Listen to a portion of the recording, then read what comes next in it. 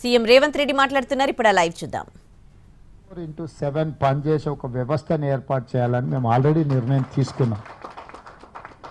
దీనికి సంబంధించి కేరళ రాష్ట్ర ప్రభుత్వంలో అదేవిధంగా ఫిలిప్పైన్, ఇంతకుముందు మిత్రుడు ఎవరో చెప్పిన ఫిలిప్పైన్ కూడా మేము స్పష్టంగా స్టడీ చేసినాం. ఫిలిప్పైన్ నుంచి ఎవరైనా ఈ గల్ఫ్ దేశాలకు వెళ్ళిందంటే ఉద్యోగం ఇచ్చే సంస్థ యొక్క వివరాలు ఆ ప్రభుత్వం తీసుకోవడమే కాకుండా వాళ్ళకి ఇచ్చే ఉద్యోగాలు కూడా కనీస వేతనాలు ఇస్తున్నారా లేదా, రేపు ఒకవేళ ఆ సంస్థ ఏదైనా కారణం చేత వీళ్ళని తొలగించినా, ఏదైనా కారణం చేత జీతాలు ఇవ్వకపోయినా, వాళ్ళ అర్హతకు తగ్గ వేతనాలు ఇవ్వకపోయినా వాటి మీద చర్యలు తీసుకోవడానికి ఫిలిప్పైన్ కంట్రీలో ఒక కంప్లీట్ వ్యవస్థ ఉన్నది. అంటే ఈ కార్మికుల తరఫున ముఖ్యంగా వాళ్ళు ఈ పారామెడికల్ సైడ్ అంటే నర్సులు ఇతర సైడ్ ఎక్కువగా ఆ దేశం నుంచి పోతారు, ఫుడ్ ఇండస్ట్రీ సైడ్ ఎక్కువ పోతారు. సో వాళ్ళకి ఏమాత్రం సమస్య వచ్చినా ఆ ఇండివిజువల్స్ ఆ ఉద్యోగం ఇచ్చిన సంస్థతో కొట్లాడరు. ఆ దేశమే డైరెక్ట్గా రంగంలోకి దిగుద్ది. వాళ్ళ కార్మికుల యొక్క హక్కులు కాపాడడానికి ఫిలిప్పైన్ కంట్రీ నుంచే డైరెక్ట్గా ఏదైనా కేసులు ఫైల్ చేసినా, ఏదైనా నోటీసులు ఇచ్చినా ఈ కార్మికుల తరఫున ఆ దేశమే వాళ్ళతోని చర్చలకు దిగుతుంది, లేకపోతే ఆ సమస్య మీద కొట్లాడడానికి దిగుతుంది. దాంతో ఏంటంటే కార్మికుడు మనోస్థైర్యం పెరగడమే కాకుండా అక్కడ ప్రభుత్వాలు, అక్కడ యాజమానులు, ఒక దేశం యొక్క ప్రభుత్వమే దిగి ఈ వ్యవస్థతోని మాట్లాడినప్పుడు ఖచ్చితంగా అక్కడ సంస్థలు దిగొస్తాయి.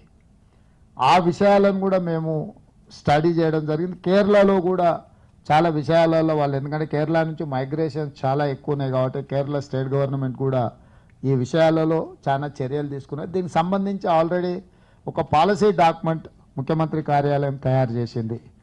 ఈ పాలసీ డాక్యుమెంట్ను మీ అందరితో ఒక సమావేశాన్ని ఏర్పాటు చేసి మీకు అందరికి ఇచ్చి, మేము ప్రభుత్వం తరఫున ఇట్లాంటి పాలసీ తీసుకురావాలనుకుంటున్నాము, ఈ పాలసీలో ఇంకేమన్నా సవరణలు చేయాలన్నా, ఇంకేమన్నా పొందుపరచాలన్నా, మీ అనుభవాలు ఏంటి ఉన్నాయనే సమావేశాన్ని కూడా మేము ఏర్పాటు చేయాలనుకున్నాం. ఈ లోపల ఎన్నికల కోడ్ వచ్చింది.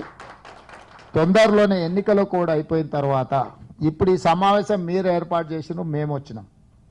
మళ్ళీసారి ప్రజాభవన్లో ప్రభుత్వమే సమావేశం ఏర్పాటు చేసి మిమ్మల్ని ఆహ్వానించడం జరుగుతుంది. అక్కడ మేము తెలంగాణ స్టేట్ గవర్నమెంట్ పాలసీ డాక్యుమెంట్ను మీకు ఇస్తాం. అంటే మా ప్రభుత్వము మాకున్న సమాచారం మేరకు, మీరు ఇచ్చిన వివరాల మేరకు మేము ఈ రకంగా ముందుకు వెళ్ళాలనుకుంటున్నాము. ఇది సరిపోతుందా, ఇంకా ఏమైనా మంచి కార్యక్రమాలు తీసుకోవాలని చెప్పి రాష్ట్ర ప్రభుత్వం తప్పకుండా ఆ విషయంలో, దాంట్లో ప్రధానంగా మీరు లేవనెత్తిన విషయాలు అన్నిటిని కూడా ఆల్మోస్ట్ అంటే వెల్ఫేర్ బోర్డు కానీ అందరికీ ఎవరైనా కావచ్చు, ఏ రకంగా చనిపోయినారు అనే దానికంటే ఒక కుటుంబంలో ఒక వ్యక్తి ప్రాణం ఖరీదు ఏ కుటుంబానికి ఆ కుటుంబానికి అత్యంత విలువైనది. పక్క వాళ్ళకు ఆ ప్రాణాల పట్ల విలువ ఉందా లేదా అని చర్చ నేను చేయను. కానీ అందుకే తప్పకుండా ప్రతి ఒక్కరికి ఎవరికి ప్రమాదం వల్ల ఏది జరిగినా 5 లక్షల రూపాయలు ఇవ్వాలన్న ఆలోచన ఆల్రెడీ నిర్ణయం తీసుకున్నాం. దానికి సంబంధించి అదేవిధంగా ఇక్కడి నుంచి ఈ అనుభవం లేని, లేకపోతే అబద్ధాల ప్రాతిపదికన ఏజెంట్లు మిమ్మల్ని అక్కడికి పంపించిన తర్వాత విజిటింగ్ వీసాలో ఇతర వీసాలలో అక్కడికి పోయిన తర్వాత వర్క్